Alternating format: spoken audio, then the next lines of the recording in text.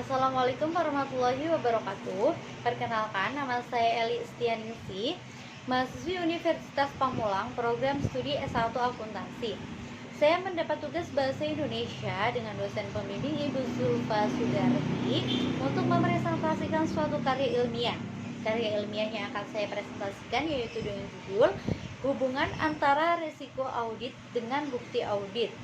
Karya ilmiah ini terdiri dari 3 bab. Yang pertama, pendahuluan. Resiko audit merupakan dasar utama bagi proses audit yang dilakukan oleh seorang auditor. Resiko audit yaitu resiko bahwa seorang auditor akan menerbitkan pendapat wajar tanpa pengecualian terhadap laporan keuangan yang mengandung salah satu material.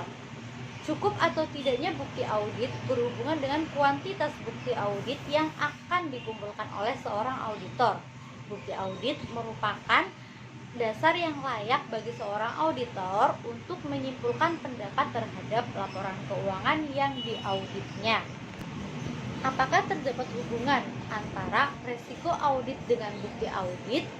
Tujuan adanya karya ilmiah ini yaitu untuk mengetahui ada atau tidaknya hubungan antara bukti audit dengan resiko audit atau hubungan antara resiko audit dengan bukti audit. Adanya karya ilmiah ini diharapkan dapat memberikan manfaat untuk menambah wawasan dan pengetahuan dalam mengenal lebih jauh mengenai hubungan antara resiko audit dengan bukti audit. Selanjutnya, bab 2 yaitu pembahasan.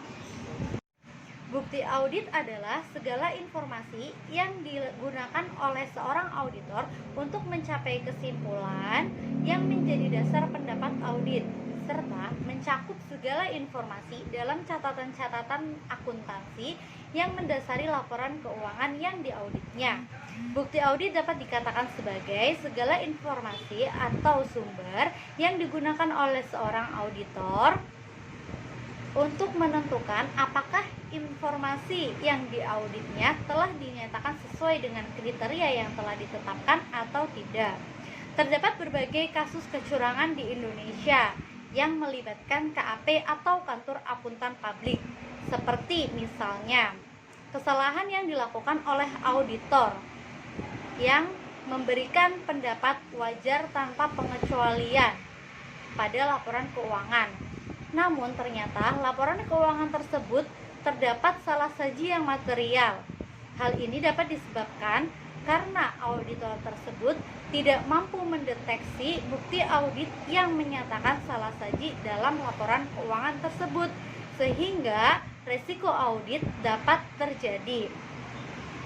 Berdasarkan pembahasan tersebut dapat ditarik kesimpulan bahwa terdapat adanya hubungan antara resiko audit dengan bukti audit, yaitu semakin tinggi resiko audit, maka akan semakin rendah jumlah bukti audit yang dikumpulkan oleh seorang auditor.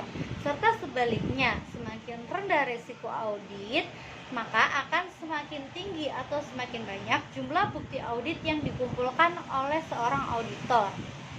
Dengan adanya hubungan antara resiko audit dengan bukti audit dapat dijadikan sebagai pertimbangan bagi seorang auditor untuk mengumpulkan lebih banyak lagi mengenai bukti audit yang ada, serta lebih memperhatikan tingkat salah saji dalam laporan keuangan yang materialitas, sehingga resiko yang terjadi menjadi lebih kecil.